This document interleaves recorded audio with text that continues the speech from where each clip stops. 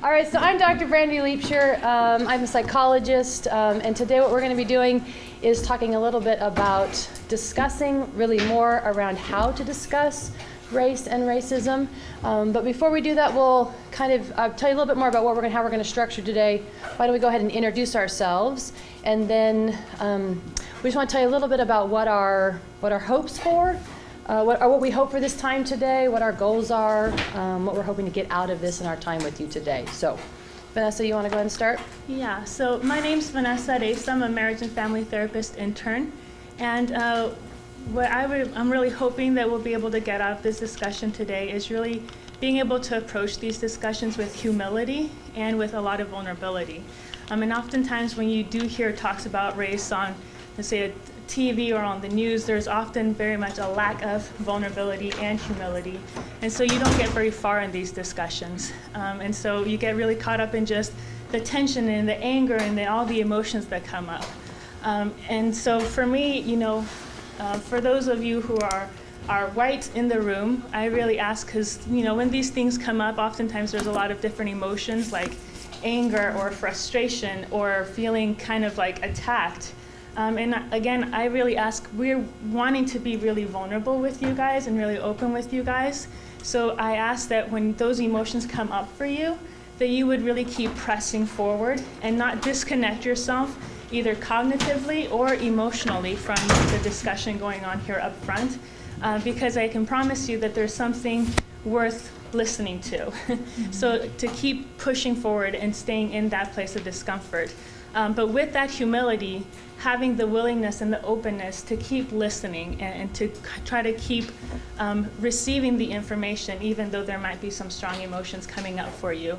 Then I also ask for, oftentimes what happens is that when we have these discussions, because we love white people and we're friends with them and we like room with them, oftentimes people of color, we want to kind of ease their discomfort by saying things that, it's really not that bad, or it's not really like that, or that's just kind of exaggerated. So we oftentimes, as people of color, will do things that will help ease the discomfort for white people in these discussions. And so I ask that for all of us, we would resist that temptation and really allow each other to stay in our discomfort. Because again, that is really, if we're gonna really make a change, we really need to be willing to stay there and be honest with ourselves and with those around us.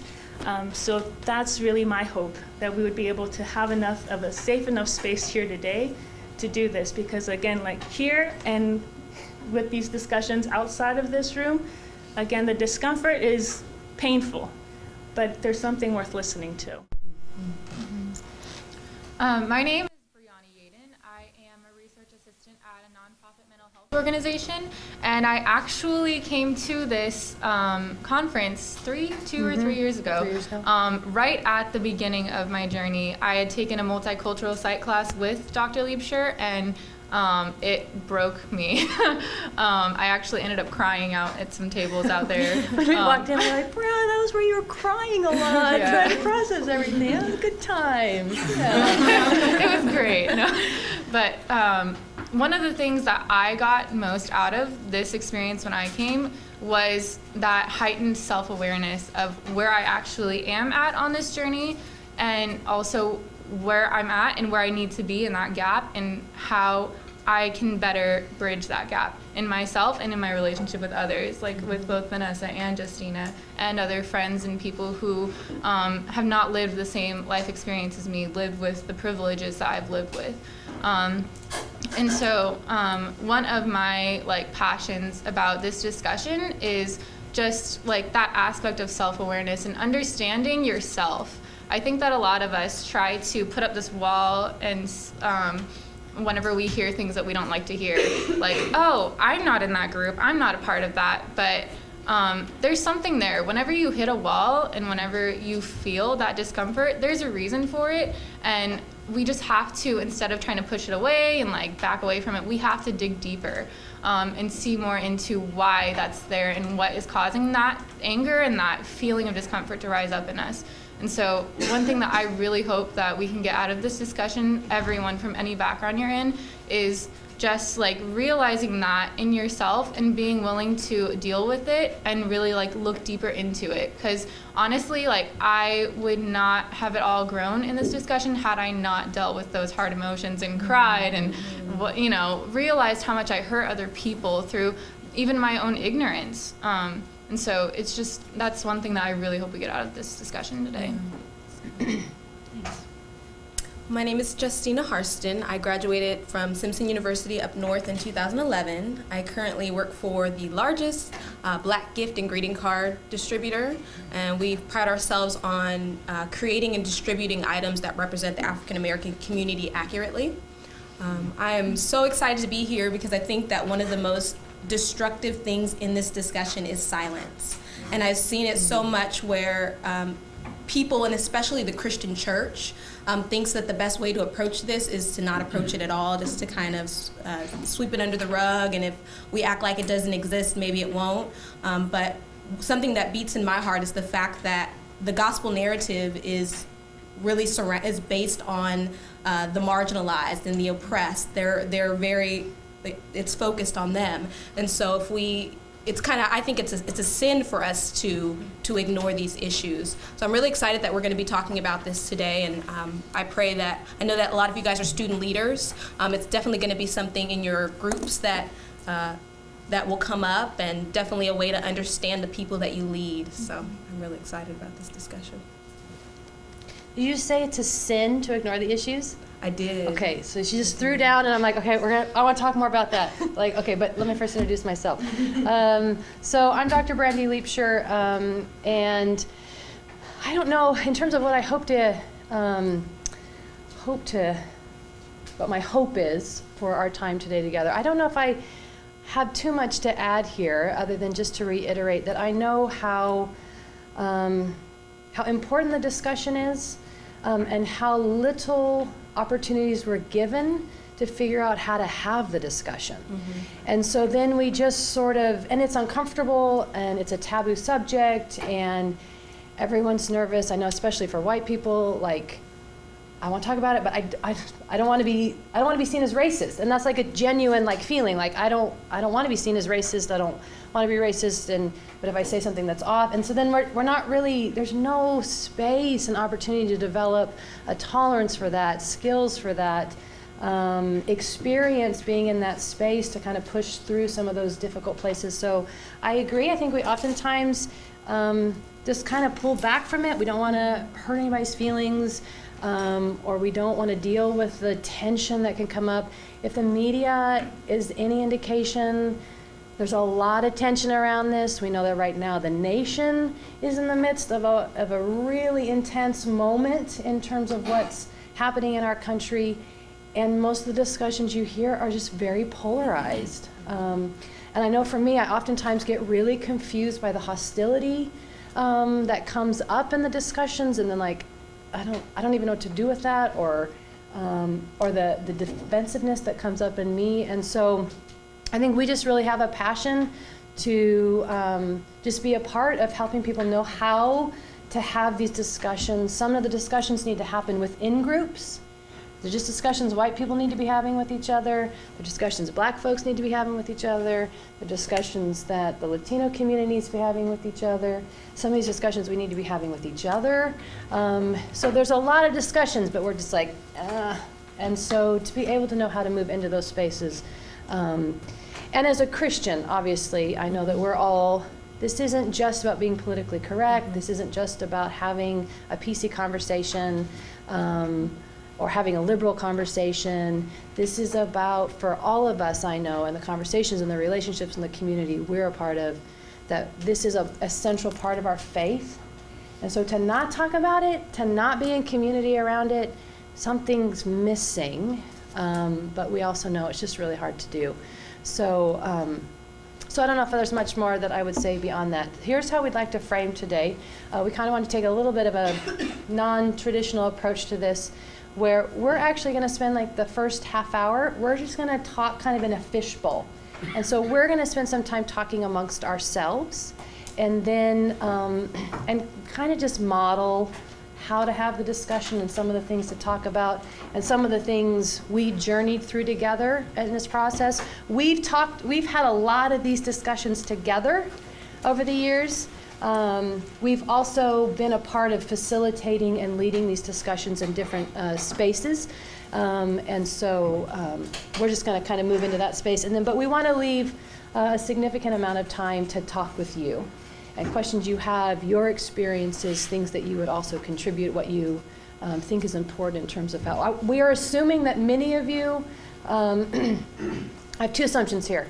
You care about this discussion, and a lot of you are probably have responsibilities where you feel some pressure to help have these discussions. And so those are two assumptions that we're bringing into it. We're probably not here to defend as much the value or importance of the discussion. That's an important discussion, but we're kind of we're just jumping into the assumption that this is important and this is important in the body of Christ. Right. So that's not to neglect that there's maybe other important discussions to have. In fact, you can go to Chad and Michaela's presentations in terms of also that biblically grounded space. Did they walk in? Did I see them? I know Michaela's here. In terms of, oh, there you are. There's some really good workshops, I think, that will also address that too. But I don't want to neglect that piece of it in terms of not recognizing that. So, okay, you threw down when you said sin. I did throw down. Like, will you say more about that? Like, how is it sin to not talk about this? Yeah, I think, and this is just one instance, but like I said, it's all throughout the Bible. It's all throughout the gospel narrative. This emphasis on the oppressed and the marginalized and the looked down upon. If we read the book of Micah, one of my favorite passages is Micah 6:8, where it says, what does God want from you? What does he require from you? That you love justice, that you walk humbly with your God. And so that's a scripture that we cling to. But if you actually read that book in context, if you look at the context of that book, God is really angry with the people. He's like, you guys have done an extreme disservice to me and to my people. And he's angry because of the injustices. The scales are unbalanced. People are being treated poorly. People are being marginalized and oppressed. And God is really upset about that. And so that's just one instance. But if you look throughout, like I said, the entire gospel narrative is centered around the marginalized. So it's something that's easily overlooked, but it's not something that we should overlook. And so the Bible also says to know what we should do and not do it is a sin. So if it's clear in the Word that God's heart is for the oppressed, God's heart is for the marginalized, and we choose not to think about it, to put it off to the side, then I see that as sin. Okay, so I think sometimes in these discussions, or probably in some of my spaces as well, like to talk about race and cross-cultural stuff, like I'm okay with that. Like, tell me more about your culture. That's so interesting. Oh, you do that. Oh, you do that. That's different than how I do it. But I think you're talking about something on a much deeper level in terms of marginalization. Again, if we're using the word racism, and so I'm just all of a sudden aware of like, well, yeah, maybe the discussions around race are less. Those aren't as uncomfortable. It's really when you start to. It gets connected to racism, or it gets connected to the things you're talking in terms of marginalization or oppression. I just was thinking that as you were talking of, oh, maybe that's really where the discomfort is. A lot of people are like, oh, I love learning about other cultures. But this is maybe a different discussion we're having. Yeah. Well, and I was thinking of something too that we had brought up before, is that when we talk about the marginalized and the oppressed, that then when we think about it in the U.S. or in America, then people will often say, oh, but the black people aren't oppressed anymore. Slavery's been gone for how many hundreds of years, and Asians aren't oppressed, Latinos aren't oppressed. That's the mindset, is that there's no need to address it because they're not oppressed. So then something that that comes up for me oftentimes is when people challenge that this is even biblical because they're not oppressed anymore, is really helping people come to an awareness of what white privilege actually means, and helping people come to a realization that they have white privilege. So thinking about just the historical development of race and race relations in the U.S., of how the system has been created. Like when we think about Ferguson and the legal system with the police, the legal system has always been set up in such a way where it's always meant to protect white people. This was true in slavery. This was true in the civil rights times. This was true for Mexicans when they conquered their land and were able to possess those lands. This is true for Native Americans. The laws, there's this historical legacy for the laws were meant to protect those in power and those with more privilege. And then also create a tension between different groups of people. And so what was I going with this? When we've had these discussions in the past, and maybe it's because of the context we're right now, but you've actually, when you talk about that, you talk about that with a lot more force than you're talking about right now. When we were working on this last night, you were like, this is a fact. This is what's happening. This system is in place to protect white people and what's happening. So you said that super well, there's just kind of, and I'm like, you don't talk about it like that when you're in.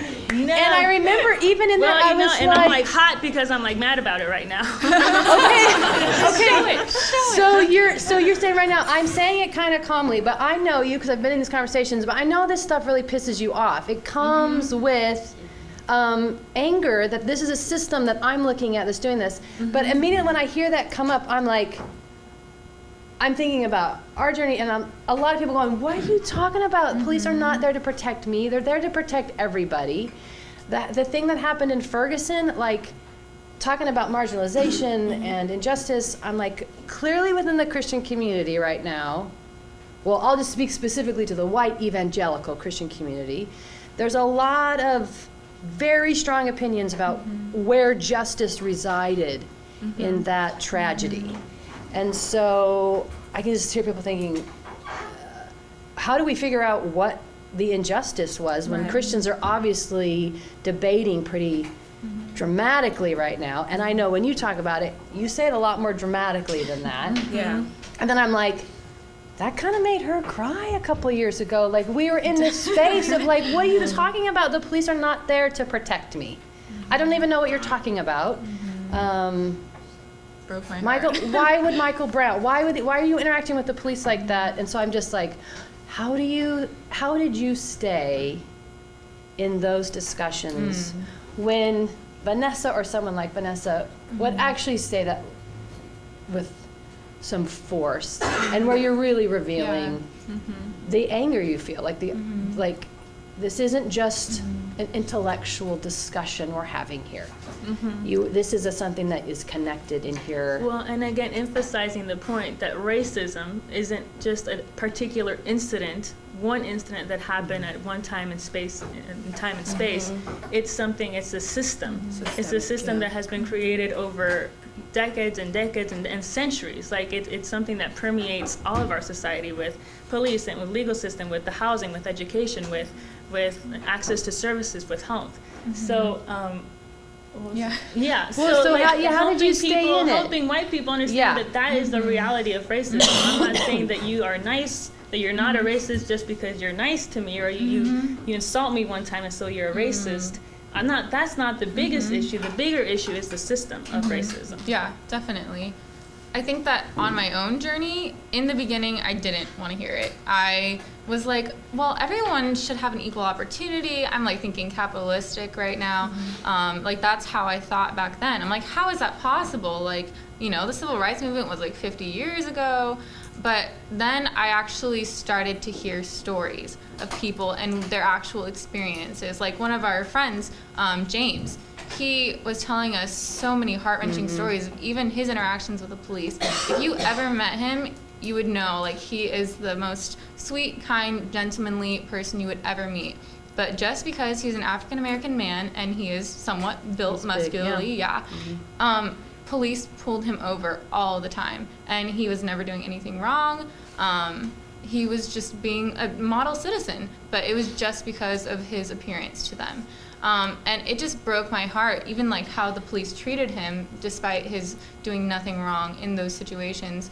And so I think for me, it just took to actually meet someone and actually listen to their story all the way through, instead of trying to pull out when I'm crap, that's someone who looks like me who's treating him like that.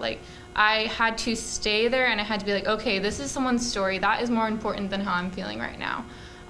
And I had to like sacrifice my own defensiveness to hear them out. And honestly, like listening to their story helped me develop my own story of racial identity better as well. Like I was able to realize, wait, what is that? What do I actually look like then? Like what has my experience been? And I was able to develop that more through listening to Vanessa's stories and Justina's stories and James's stories and like the other stories of people who did not grow up in the same privileges and in the same environment as me. But it really took a lot of really blood, sweat, and tears from my end to be able to even get to that place. But I mean, honestly, like I'm so thankful for like you guys being willing to be open with me and express what your experience has been, because I would be so ignorant without it, and I would not be able to understand you guys very well, or myself, or even like the kingdom of God and what God's heart is for all people. So I don't know if that answers. Yeah. Well, and it makes me think too of like my husband, who's white. I love my husband. He's very dear to me, but we had a lot of arguments when we were dating about race and about privilege. And one of the things that came up for him is that we talk in therapy world, we talk about anger as a secondary emotion rather than a primary emotion. And for him, we were arguing. He was like angry with me, and I was angry with him too. But his primary emotion was scared. He said that it rocked his world.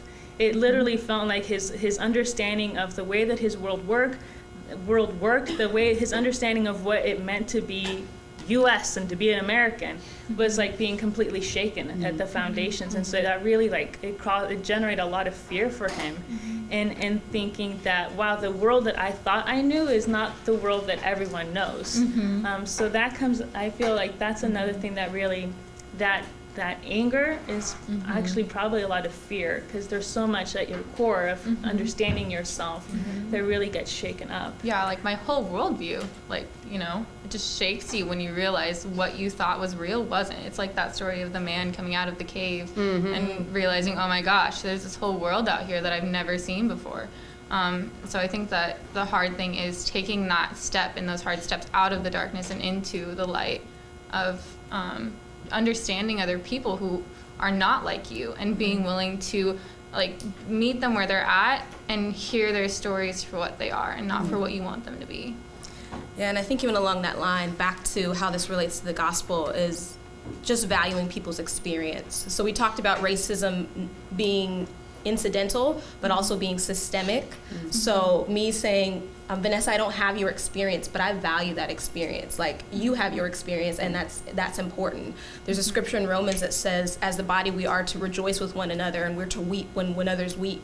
And so really, that humility to say that I don't have your experience, I could never have your experience, but your experience is valuable. So if your community is mourning, is experiencing injustice, that means something. In the church, I've seen a lot of times people will say, oh, it doesn't mean anything, or you guys aren't really experiencing injustice or whatever, but how can you know? You're not a part of that community. So. Well, and I'm thinking of times where a person of color that I'm in friendship with, and they come and they share something that happened, and I'm like, that doesn't even make any sense. Like, are you sure that person meant that? Or maybe you misinterpreted it, or that's not really how, and I'm realizing I realized how important it was for me to not say, well, I've never been treated that way, and so I can't imagine you would ever be treated that way. And so I impose sort of my experience on yours, and then, but what you're saying is, no, my job is to understand your experience as you understand it, as you interpret it, and also to respect you may be the expert on your own life. Your community may be the expert on their own experiences, even if it differs from mine, or it's hard for me to imagine. I haven't lived, when you're saying there with Nathan, and the fear behind, wait, there's a whole world here that I didn't know about. Like, the people aren't experiencing the country the same way I am. Like, I didn't even know that, and that's that's kind of frightening. And when you say walk out into the light to see it, I'm like, oh, you know what? It doesn't feel like I'm walking out into the light. It feels like I'm walking out into this world is bad. Like the stuff that is happening to people that that people who look like me are connected to. And so then we have this, okay, maybe we haven't practiced this part of the discussion. Maybe we should have this whole discussion about white guilt. And then I'm like, no, don't center the discussion around white guilt.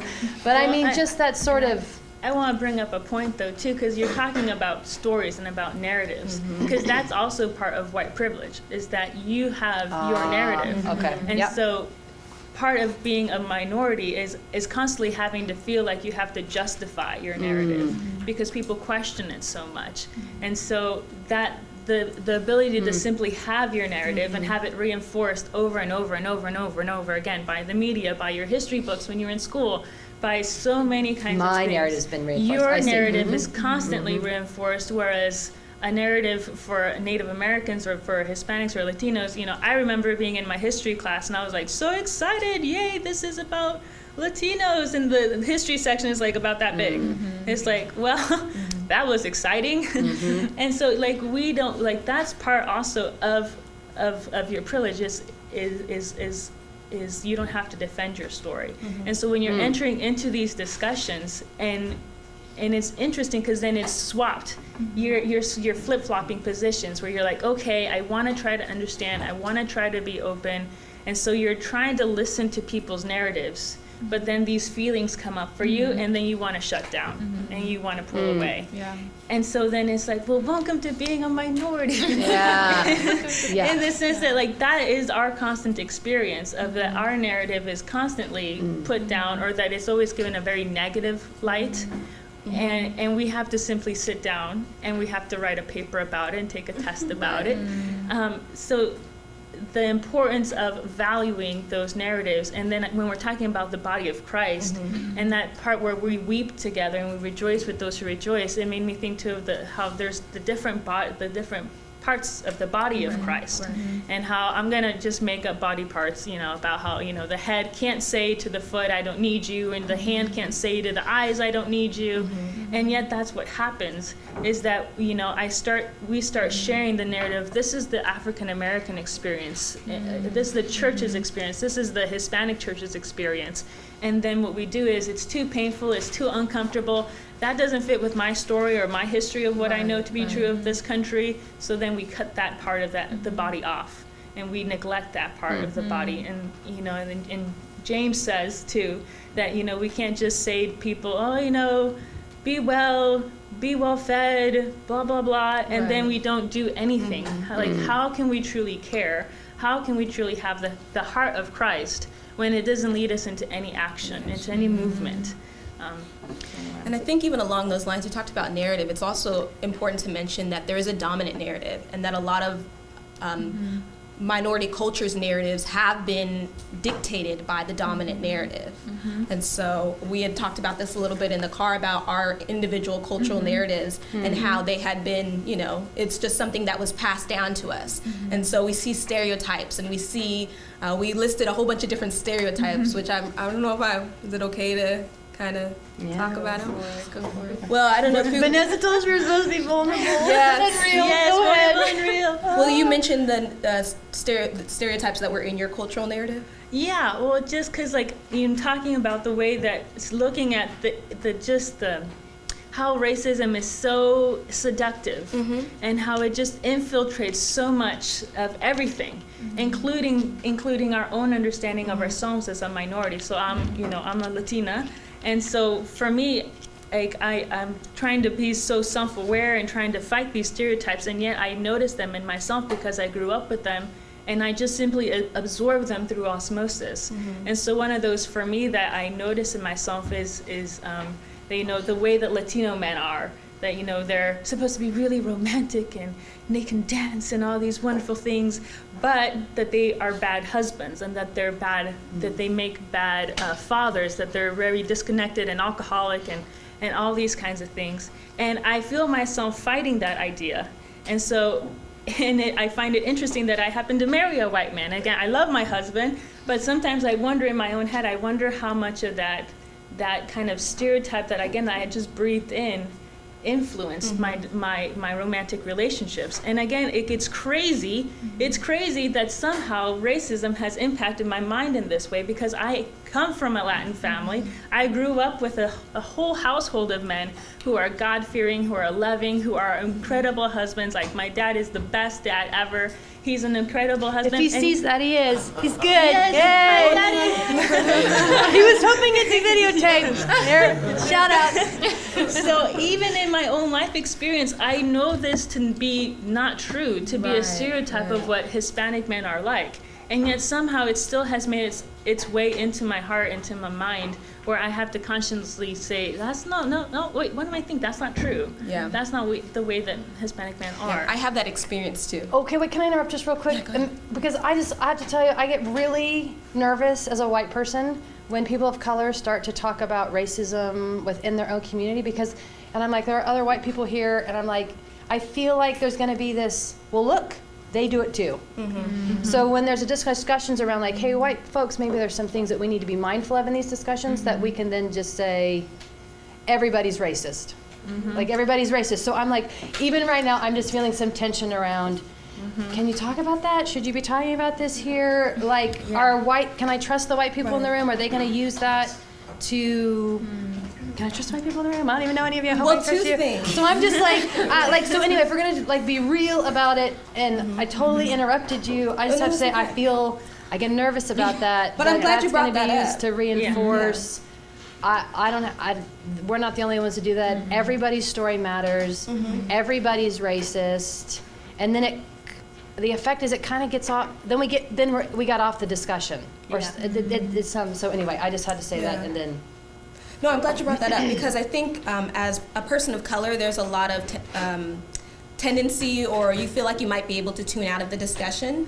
But just as you were saying that, I was thinking of a discussion. My best friend is African American, and so we are really just trying to work through our own biases. And we started with our own race, and so realizing that we do have biases that have been passed down about men in our own race, kind of just like you were saying.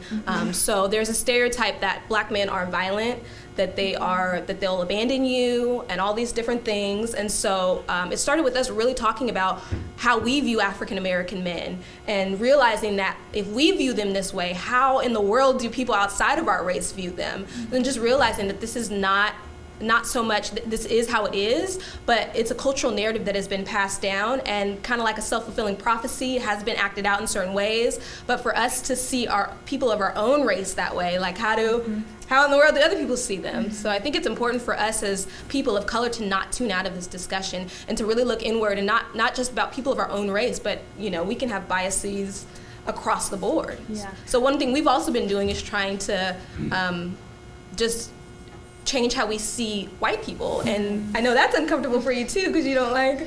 Well, I don't want to let white people off the hook if they haven't really. Well, that's what I want to say. 'Cause there's a that's the other system. thing. Because that's the other thing. Because this is the reality of the system, of the systemic impact of racism. The fact that Justina and I have grown up in these communities and still have these stereotypes in our head, despite all of the contrary evidence, gives evidence to the system of racism, and it gives evidence to how poisonous it is, and how much it just sticks to you. So I feel like it's important, especially kind of in this space, for us to talk about it, because first there's a difference between prejudice and racism. So all of us have prejudice, and that's part of being self-aware, is recognizing your own prejudice, but that's not the same as racism, which is a system. So racism is again a system that impacts your ability to access legal, health, medical, housing, and all these other kinds of things. And prejudice and racism, completely different, separate discussions. So, but our own prejudice gives testimony to the system. But then with that, it is important to also say that when people have these discussions, or they hear it on the news, and you always have, I'm thinking of this YouTube video that got really popular of a black man who was like talking to the black community, and he was like, well, you see, we just need to stop acting like punks, and we need to pull our pants up, and we need to blah, blah, blah, blah, blah. And then I saw him And people were sending that to me saying, see, the black folks are saying this to themselves, so you trying to call up. Anyway, I'm like, yeah, that's being sent to me to defend.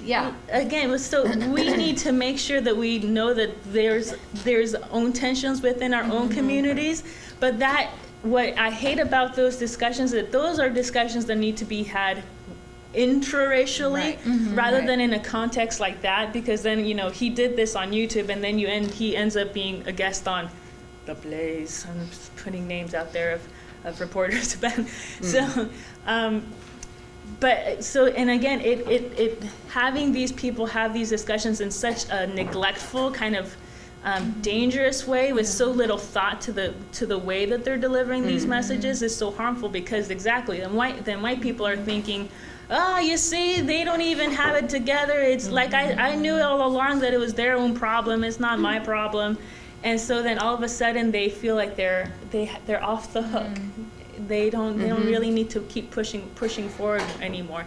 And that happens all the time.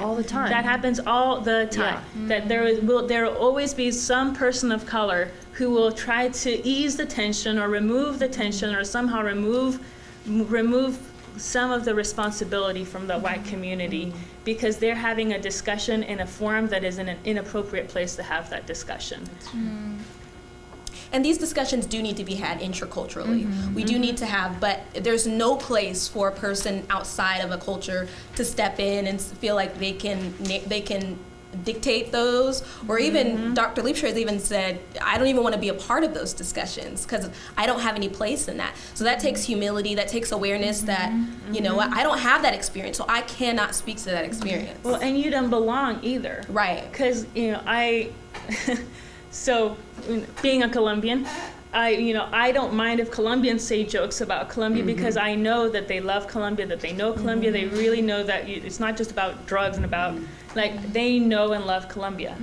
But if I hear it's the same joke from somebody that it's never been to my country, you don't know anything about us, you only know what's on the news or stories you've heard, you better not be saying nothing and making no jokes about my country because you have no experience.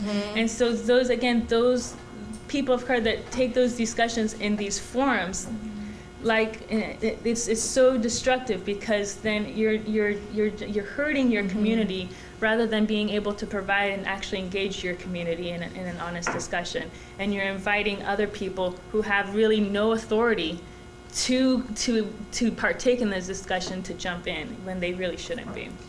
I'm going to regret having this on tape. Do you want to tell the story about the joke I made about Colombia? Oh, yes. So, and then, yeah. So God bless Liebscher. This is embarrassing. She has a good heart, you know. I teach multicultural psych, and I still suck. I mean, actually, I still make mistakes. You just make mistakes. Yes, you just humility in action. Yes, you just make mistakes. It's embarrassing. It's Liebscher came and to visit my country, and at the time when she arrived, we were in Bogota, and Colombia, you know, when you read about Colombia, there's been such tremendous progress in Colombia in so many areas, but one of those was transportation, and in public transportation specifically. And so Bogota is known for having potholes, and it's a huge city of like 9 million people in the metropolitan area, so, you know, roads get kind of lag behind at times. But so anyway, we had just picked her up from the airport. We were going to the house, and, you know, she was like, I'm so excited to be here. I've heard so many blah, blah, blah, blah, blah. And then she was like, about their transportation. And then we just hit a pothole, and she was like, well, that's not a good example. Ha, ha, ha, ha, ha.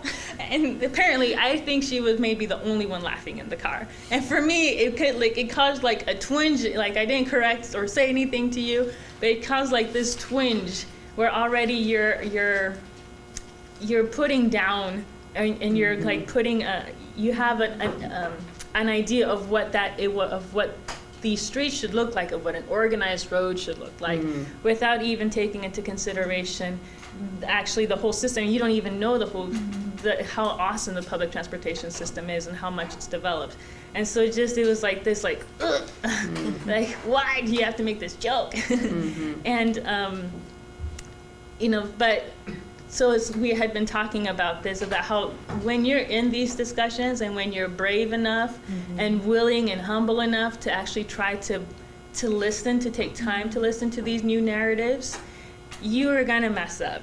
Inevitably, you will mess up. Yes. Inevitably, you will say something you probably shouldn't have said. You're just going to put your foot in your mouth, and it's going to happen.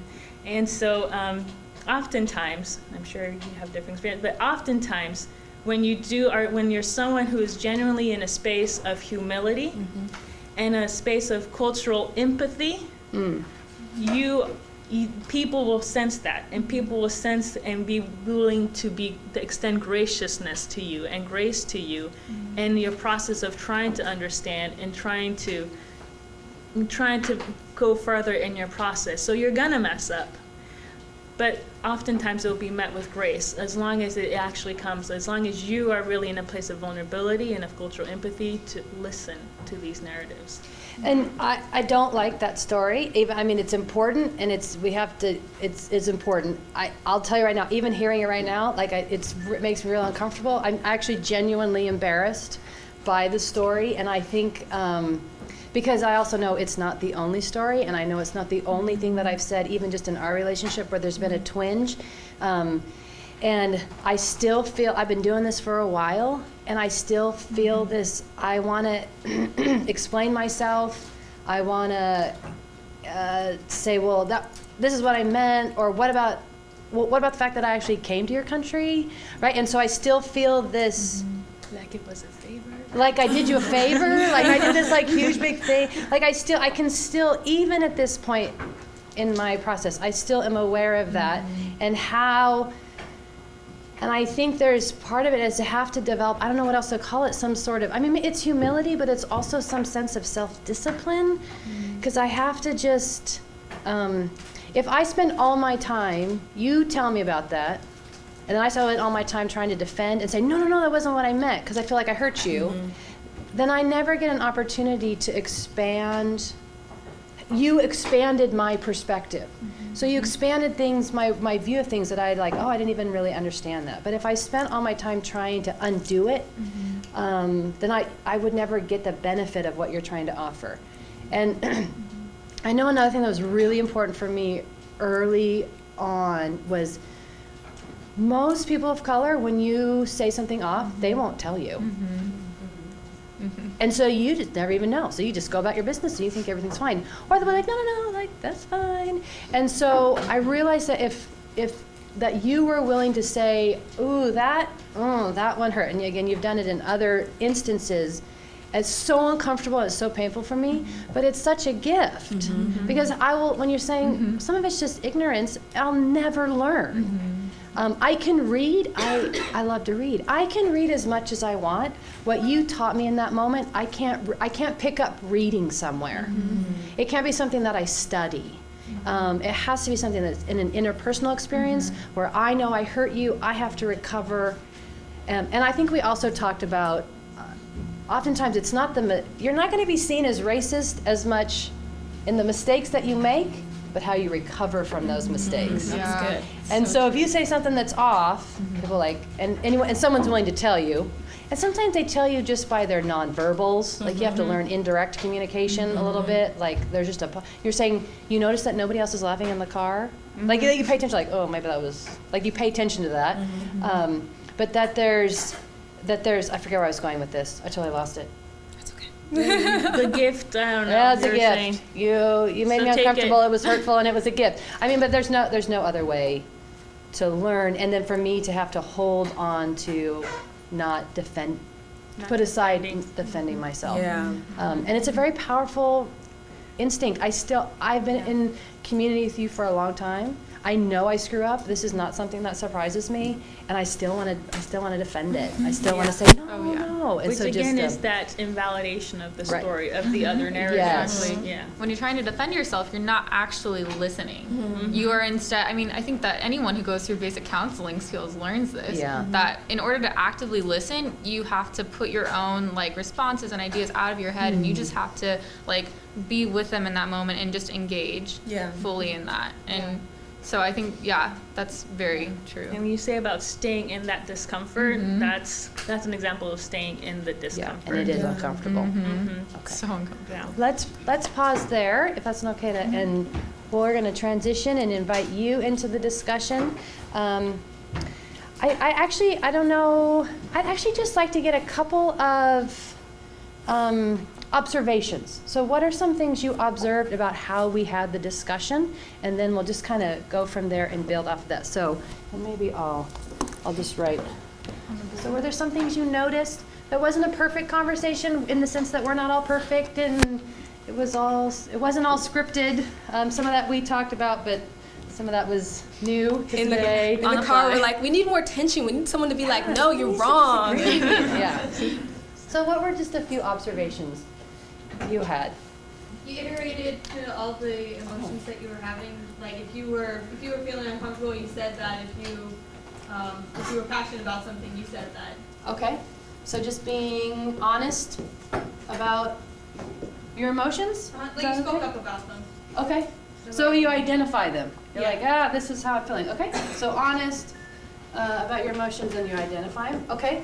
And then the I was going to say, I think that it's really important when I came in, the distinction that was being made between people knowing that there's people that are different and the buzzword diversity and the actual question of racism and oppression and justice. Okay. Those are two different conversations, but I think people will try to be like, well, I'm okay with diversity because I touched a black person once, versus being invested in actual justice, which is caring about why people are angry and hurt and justifying it, and being okay with that. Okay, so the distinction there. I appreciate when you distinguish between prejudice and racism. So a lot of times there's so much disagreement that comes up, I think, because oftentimes we're using the word racism, but we're talking about totally different things. One of the resources on there is a video by Jay Smooth, and he talks about, the title of it is How to Tell Someone They're Racist. And what he's talking about is you're differentiating between your behavior and who you are as a person. I can't say who you are as a person, but I can tell you that behavior is racist. That's the different sort of, in terms of distinguishing some things. That's great, Yeah, thank you. Just to follow up on that a little bit and then I'll leave it. But I think it goes down to like what you were saying right before you ended, like there's a difference between, like you can say something that's offensive and it can even show out that you have a little bit of racism, which you have to unpack. But it really is about how you handle it. Because I'm known for like not letting it go. I will go toe to toe with you if you say something offensive. But if you say something offensive, I call you out and you're like, oh, I'm so sorry, you're right. It's done. It's done because how you are esteeming me and you're respecting me. But if you keep on going where you're defending yourself and then you just keep on showing how much more racist you are or defensive, then that's when it's not okay. Yeah. So, and I feel like the distinction between prejudice and racism isn't a question of like white people feeling that their privilege is being called out. It's Yeah. not racist. Yeah, Like, feels like it, that's just- but yeah. That's true, but people kind of talking about racism, that's racism. So I feel like those distinctions are important so we know where we are in the conversation. But yeah, like if someone's calling you out, like regardless if they're calling you racist or not, you have to handle it properly. And then that's gonna make people maybe think a bit better of you because you're esteeming that they've been hurt. One of the things we were talking about is that in general, I think I'll just talk specifically in terms of the experiences of white people moving into these discussions and early on in that process, that I think I agree with Vanessa that my experience has been an overwhelming experience of grace. But there are some people that are not at all. Like they're not going to be nice to you about it. They're not going to try and protect your feelings. They've been dealing with this crap for a long time. You're the latest person in a really, really long, and so it may be harsh and disrespectful, And I think I still learned, can I stay in it even then? Am I willing to have the discussion, even if it's disrespectful at times? Because I think a lot of people and a lot of Christians are like, you know what, I'll have this discussion if it's kind, respectful, there's grace. And I'm like, okay, then you maybe aren't in touch with what it's the minority experience, and that sometimes to just always be really nice about it is oppressive. And so are we willing to be, I had to have some difficult experiences of like, no, I have to stay in it, even if I'm being checked, and it's actually super disrespectful or mean or rude, or am I still in it? And if you're out at the first sign of harshness or something that feels disrespectful, then you don't need to have the discussion, because you have to develop a tolerance for that. With that said, my overwhelming experience has really been one of grace, but don't take that to mean you get to opt out of the discussion, in my opinion, if it's not always grace-filled. Well, and I thought you said something interesting yesterday, where you also said that it's not people of color's job to educate white people about racism. So if someone's kind of pissed off at you because you really offended them, and they're really frustrated with you, and it's been like maybe just a long day for them, or maybe they just don't care, it's not their responsibility to coddle you and to make you feel okay because you said something that was very offensive. It's not their job to educate you. If they offer something to you, it's still a gift. Right. Even if it's packaged without a bow on it. Yeah, It's still a gift. And that's hard. I'll be honest, that's hard. That's a hard part of it, but I think that's something as white Christians in this, that's part of what we're called to do, The front corner. I noticed that you guys talked about like validating stories, which is something that's really important to me. But even in that, it's like in order for us to tell our stories, there's just so much pain that comes with it, and it's like something I struggle with, because in order for some people to understand, like you were saying, like I had to hear all Jason's stories about just all the bad things and all the bad experiences he had with police officers, and then I really got it. But then for me, it's kind of like, okay, you got it, but how many people have to cry and bring up so much pain that nobody wants to talk about? Like, I don't want to talk about all the racist things that have happened to me in life, but in order for you to get it, I do. And even that in itself is like, well, the white girl needs to understand, so let me help her understand. There's cuddling even in that, and so it's all just so messy. And that's painful for me to be a part of in community, because you start to see that, well, again, I'm a psychologist, and what we're talking about is trauma. We're talking about genuinely traumatic experiences. So when people are like, well, that's a big deal, first of all, that's even harder, because again, this is trauma that we're working through, but then the people have to continue to relive that trauma for somebody else's benefit. That's hard on your soul. So I will say, as a psychologist, starting to pick up on, like, people used to tell the stories over and over again, because some white folks and white Christians need so much evidence, because they're not willing to just open themselves up when the stories are shared and really trust those stories. That's a good, that's actually so painful to, thanks for sharing that. We had a hand back here. What you've been saying about people, like white people, saying, I'm going to talk to you if you're nice to me, like if you are calm and unemotional. Calm, yeah. So I think I get that all the time, and it's not necessarily something that I am the one who's like always mad. Like, I see it everywhere around me. So I think it was you that said, if you're like in humility of the culture and like in empathy, people sense it. But like the people in color also sense when the white folks say, oh, I'm gonna have a conversation, and we can make this conversation if you're calm and unemotional. But it also tells that sentence also tells that you're not in humility. Like people sense that and also like get offended, and then it almost tells me like that, oh, that white person is saying that like because he thinks that, oh, I'm not emotional, so I'm better, so like I have to better like calm her down, and like, it's like treating someone like a child, like, you know. So, and also with the opposite side of people of color, like we know that white people, like for white people, it's hard for them to understand because they never been our situation. So it's really hard. Like we know that I've seen this like video, color video. So this David, the guy with multiple like color shirt, it's incredibly hard for him to understand. So like finally someone has to like go and sit with him like, this is what's happening. Like he has to be explained. So it's that hard for someone like him. So we have to know, it's really hard. So I think the color of people have to be also patient and then like willing to have some time with this guy and then have a long process. It's gonna be a long process. It's not just gonna happen like this. Yeah. So I think either side would have to be like think about that situation. Well, I appreciate the fact like what you guys were talking about in terms of the pain that comes with these discussions, because when we're really talking about openness and about vulnerability and about these safe places, that can't happen when you're telling me about how I have to react to my own story. Right. Yeah. So and I happen to be someone that tends to be kind of really emotional, and Brandy's made me cry just because she does those kinds of things to me. But Wait.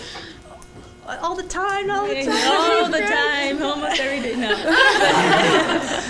but if like again, if you are not going to allow a person of color to bring their anger, if you're not going to allow a person of color to bring their rage, to bring their pain, then you're not in a space. You don't even deserve to be hearing the story then, because you're missing out on jewels. It's like throwing pearls to pigs, basically. If you are not willing to bring their genuineness to the reality of the impact of racism, and so for these discussions to happen, you can't be dictating to other people how they need to be reacting emotionally. And what really bugs me a lot is that then it kind of like, if they have a stereotype, then it reinforces that stereotype. Oh, well, she's Latina, they're all emotional, they all cry and stuff. And so then it's like, no, I'm not, it's not, it's just like, it just makes it so much harder then, because it's like, no, it's not that I'm a Latina and that I'm just really emotional and that I'm immature somehow because I can't sit down properly and have this discussion with you. I'm bringing something to you. I'm bringing it to you. And so you can't be dictating people how they're going, what emotions they're going to bring when they're sharing their own story. And that's, again, part of letting them be an expert on their own life and on their own story. That's huge. I've seen a lot of these discussions approached kind of in an off-the-cuff, this is what I think matter, and this is what I think about your culture, and this is what I think you guys should do, and oh, that is so destructive, so divisive. If there's anything divisive in this discussion about race and racism, it's that kind of off-the-cuff, flippant mentality. You have to approach this with so much empathy and so much humility, and just realize that you don't know. Like, I am not the expert on the Latino experience. I am not the expert on the Asian American experience. I'm not. Which, again, privilege, right? Because to have a civilized discussion, if you're to be, to have the proper kind of discussion for this, to engage the white person, you must act like the white person and be cold and be reserved and be, or be intellectual about it, and rather than letting it be. I've seen a lot of the discussions that churches are trying to lead, because a lot of churches are like, we probably should be talking about this, especially after things blew up in Ferguson, in terms of this is something still going on in this country. We need to talk about it, and Christians should probably be talking about it. But I've seen a lot of Christian communities say, we'll talk about it, but it's got to be without any tension. Because we just love each other, we don't want to be divisive. So there's just this emphasis on, we love, this is great, you're amazing. But the whole thing is to kind of control the tension rather than, I think what the conversations have been tense. Can we allow for that tension? Can we allow to move into messiness in these spaces rather than we'll have the discussion as long as it's very loving. And again, I've noticed that with some churches that we need to talk about this, but only if it's not tense, or that we're not mad at each other, or you don't raise your voice. Yeah. Well, I sure hope God is going to be that calm when his anger at the injustice of the world, and somehow we expect that we should just be all loving and all soothing and just like blah, blah, blah. But God is also a God of justice, and he's also an angry God and a very zealous and jealous God. And I think that it burns his heart, it hurts his heart. Yes. And I think that there's honest, legitimate, righteous anger that needs to come out. Yes. Yeah, I haven't seen We that. saw this hand here in the middle. Like one of the things that I recognize is like the conversations that you guys are having, like they come about because you're all like socially aware and socially empathetic to the conversation. But like some of the people that are new like to this journey, to not get lulled into to view that as what the journey is going to be like. Some of the most emotionally charged conversations are going to be with Christians. So Oh, yeah. it's almost like if you, like this is like karate lessons, but you're going out to a street fight. And if you like, you come in thinking like your karate lessons are going to work, you're going to get punched in the mouth and some dirty punches and rabbit punches. It can be hard. And so like one of the things that I've like learned to do, because I'm a fighter, so I came to these situations like I'm going to fight. And sometimes you have to find the people that are more receptive to it to begin with. Because the majority, it's going to be hard for them to hear from somebody that's a minority. They're more receptive to another majority. So you sometimes you have to seek out those that are, when you throw it out there, are more receptive to it. And then you can engage in dialogue to build that with them, and then they can be like the go-between. One of the biggest battles when we're talking about racism is so many people's mindset, both majority and minorities. The concept of racism, they're stuck in the past. Right. They're stuck in the past. So their idea is always like one or two generations. Their idea of what racism is like one or two generations behind. So the same people that are now talking, pushing back against systematic injustice in the justice system were the same people that were, well, at least you're not, you have the right to vote. The same people that pushed against that were the ones that, well, you get to go to, school, you get to go to the shop here or here, and the people that were pushing back on that were the same people were, well, at least you're not slaves anymore. At least you're not Jim Crow. So part of the journey is helping people to recognize both the majority and minority that like racism is an ancient evil. Yeah, it is. It goes back before biblical and before. It's an ancient evil. So we always have to try to catch each other up to what racism looks like now versus what it was in the past. And I think that you bring up such a great point too, because in the book of The New Jim Crow, she talks about how systemic racism always, whenever there's you put it one system down, so like you abolished slavery, so then it was it when they can change, something can morph. Yeah, so you guys know what I'm trying to say. It does that, and it does that if people aren't paying attention. It happens again, and so then now you don't have slavery, but now you have Jim Crow, and so now she's talking about the new Jim Crow for our era right now, but because of the subtlety and because of how ingrained racism is, it morphs itself, and if we're not paying attention, it morphs itself into something new that then continues to oppress that population. And like how you're saying, part of this process helping people recognize what racism looks like for us today in our day, and how they may be contributing consciously or unconsciously into the system. Right. And that takes self-awareness. That takes a lot of self-awareness. I was just thinking about one of the points that you had made kind of toward the beginning of your talk about how you search for someone who's open. And we were talking about this in the car about how sometimes even going into this discussion with people who are not open makes the situation even worse. Right. Causes people to latch on to the negative ideas, the things that they want to hear, Right. and keep pushing more into that direction that's closing out this kind of insider versus outsider idea and keeping themselves in the inside and not trying to reach out to people who are on the outside of their bubble. And so I think that aspect of self-awareness and of seeing that openness is another really huge key to developing this discussion with others as well. Do you see? I'll let you call people. Oh yeah, I saw this hand first. One of the things I'm happy you guys talked about was how it is systematic and reinforced.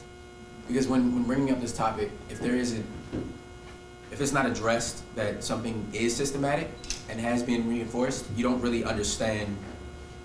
It's hard to get the viewpoint of someone else. Like the definition of reinforce is like to build on something continuously and on multiple occasions. So if you don't understand that the way you think about something or the way you understand something has been reinforced over time through experience and education, you're not going to understand why someone else who has a completely different view that's been reinforced differently views it a certain way. So if you don't address the fact that like you've seen something and you've been taught something for so long, and now that's being shaken up, that's why you can't feel or see the way somebody else is seeing something, then it's going to be really difficult for you to discuss this. Yeah. Because you're not even looking at the big picture of how this person is seeing something and how the system has worked for them versus how it's worked for you. I think that's one of the really important parts, is we really want to get personal, we want to understand people's experiences, and we want to know what happened to you. But if you don't understand like what's going on in the big picture, you're not going to see the small details very clearly. Yeah. You know, if you can't see the big picture, zooming in on that one spot is not going to make a whole lot of sense to you at all. No. That's good.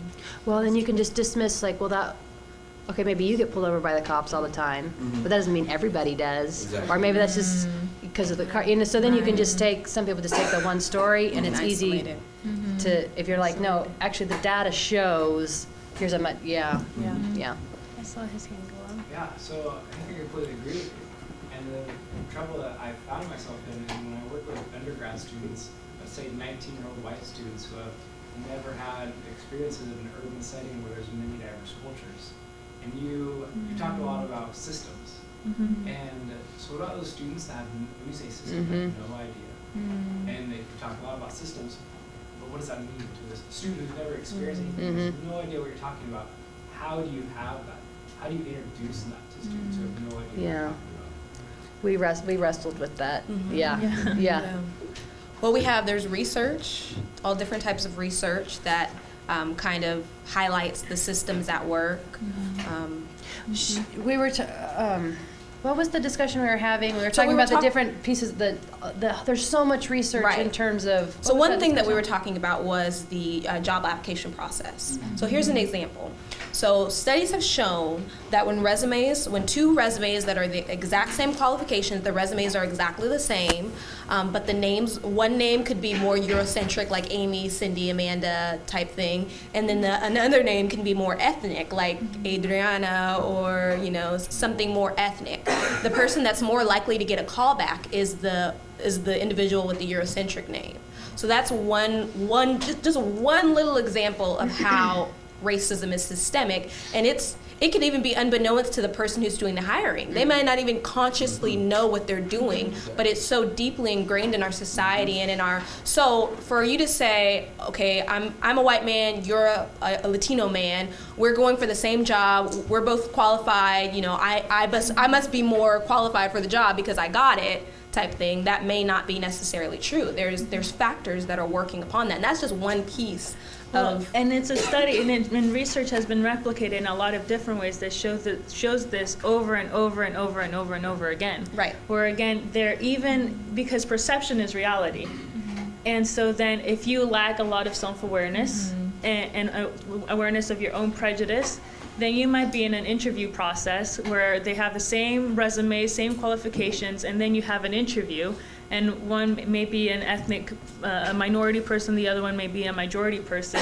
And we know, like this is, again, fact, social psychology, we know that we tend to have a preference for those who are similar to us, who have similar backgrounds, similar experiences, who kind of look like us. We feel like we can relate to them a little bit better. And so, again, this is research over and over again has shown that they will have a preference. For some reason, their perception will see, well, you know, they do meet the criteria, but during the interview process, he seemed to be a little bit more professional. The white person seemed to be a little bit more, you know, confident. And so I think, so they appear to be more qualified for the job because it's a perception, but not the reality. And, I was going to say something else about that. I also think about, like, they're not even seeing the story behind that other person too, like what you were saying earlier about how there's some things that are embedded deep into you being even part of your own culture. Like, they aren't, people who are interviewing aren't even seeing that deeper part, they're just seeing the appearance. Yeah. If that makes sense. I don't know, that just Yeah. felt like a good thing to bring up. And I like bringing that up too, just because of the fact, so let's say that they were both men, at least. But one was a minority, one was a majority, but then you add to that maybe they're female, or maybe that they have an accent. And then you have all these things stacked against the person that, again, actually does qualify for that job, but the perception will be that they're not as qualified. And actually, research has shown that even a minority person who's actually overqualified for the job will actually be judged more harshly as even less qualified than the white person who's just simply qualified. So if you're even overqualified as a minority person, you actually will be perceived even more harshly and will have less likely of an opportunity of getting that very same job. And if I'm right, this is cross-cultural. So the hirer can be an ethnic minority, but it's so deeply ingrained, those ideas, those perceptions. Yeah, I'm seeing hands up there. Yeah, I saw this. And I lady know we here. have 5 more minutes, then we have to stop, but we'll stay after to talk more, of course. And I know there's more hands that are going up than we can take. But we want to. Can we take 2 more questions? I saw you, and then I saw Yep. you a while ago. So we'll go here, and then Okay. we'll end with you. What I enjoyed about your guys' conversation in that discussion is, Vanessa, I think you mentioned that expect tension. And I feel like that is such a good reference to go into having these discussions, because not only will you guys have your own experiences, but we've also grown up with our own experiences. So as a white person, we've seen that, but we might not have a clear idea. So everyone's going to have their walls up. And by going into it, expecting tension, we'll be able to maybe realize that there's going to be tension and slowly be able to take those walls down. Because I understand that there's going to be a lot of pain that we might not understand. And so by having those walls up and being able to expect that there might be some conflict and be able to work through that, I think you also mentioned that there's going to be conflict. But knowing that someone's going to have tension, being able to first talk about it and then go from there. Not be thrown off by it. And Just And know that it's going to be there. And I think you're really talking about identifying, calling things out, the dynamics that are happening at that moment. So, like, again, if you can call it out and identify it, like, I know my wall's going up right now, I'm really angry, then we can actually address it. Rather, as opposed to you're gonna just stay in your head, I'm just talking to a robot. I'm just someone who's completely emotionally disengaged from the conversation. So I think you're really talking about the power of calling things out in that process and identifying them. That's good. Last question. I think that's like a good segue to what I was about to mention. I know you kind of opened this discussion with what are some things that you notice or observe, and just thinking about, a lot of us are in here to think about how we can have these discussions, maybe structure groups or engage with people where there's going to be issues of tension. And I know one thing you mentioned you're concerned about is like, man, but we were up here and we're talking and it's kind of going well, we're kind of all agreeing on the same thing. Right. But there was one moment, and I wonder if that's something that you can kind of engage in and demonstrate for us, was I think sometimes an aspect of group conversations that we don't necessarily always consciously have awareness of is that dynamic when how we're speaking. There was a moment where you were speaking, and I think you kind of interrupted me, and the attention shifted from what you were saying to, all right, now let me focus on the experience of myself as a white person and kind of the discomfort that's coming up. And kind of checking in, like, are you okay with that? But then continuing. And so I wondered if maybe you all can maybe wrap us up here by leaning into that. Yeah. That was actually kind of intentional. So we're getting ready, we're preparing, and she's like, I don't want to interrupt you. Is it okay? Okay, I'm just going to interrupt you. We're just going to show how this thing works. So that was kind of intentional, and it does reflect a privilege, and Brandy, or Dr. Liebscher, was very intentional. She didn't want to lead the discussion, because that happens a lot. The white person who may or may not have a higher education will feel like they have the right to lead the discussion. So she was very intentional about wanting us to be the kind of facilitators. Yeah, I don't know. It's just, I don't know if we're, well, I don't know. It's just, I think it's a hard dynamic too, in the sense, because like we've formed a relationship, so like, we've kind of learned a little bit of the balance of like, I know that that Dr. Liebscher is probably bound to interrupt one of us, and so, and she's given us the permission to be like, okay, be quiet. I'm gonna say Don't something now. interrupt Yeah. She says we're too nice, so. So yeah, that's probably true. So I think that if you're facilitating a group process like that, is then being the facilitator is actually then being the one who will be like, oh wait, hold on, stop talking. I want to check in with this person because you interrupted them, and and I don't know that they were finished. Or so as the facilitator, being the one who's gonna be like the referee and being like, hold up, or you can go, or I haven't heard you say anything in a while. You're looking a little bit tense. What's going on for you right now? So I feel like as a facilitator, that's an important role to help generate that sense of safety in the group. Can I close with something? Sure. Okay, so Yeah. does anybody, how are we doing on time? So we just need to stop in a moment or so, because they have some evaluations. Okay, so I just wanted to mention something that Vanessa said yesterday that really just brought this into perspective for me. So a lot of people will say these conversations they divide us. They don't bring us together, they highlight our differences, they push us further apart. But yesterday we were kind of having a preliminary discussion, and Vanessa was saying that as we learn about different cultures, as we learn about different experiences, we can more fully be ourselves. And I was just thinking about the image of God. Like there's 3 different distinct, they all have different jobs, they all have different functions in the Trinity, but together they make the perfect image of God. So I think this is definitely not divisive at all. This is us becoming fully human, learning the experiences of others. So I just would want to put that out there for anyone who might be thinking, well, this is just going to tear us apart as a community, whatever. So. Biola University offers a variety of biblically centered degree programs, ranging from business to ministry to the arts and sciences. Visit biola.edu to find out how Biola could make a difference in your life.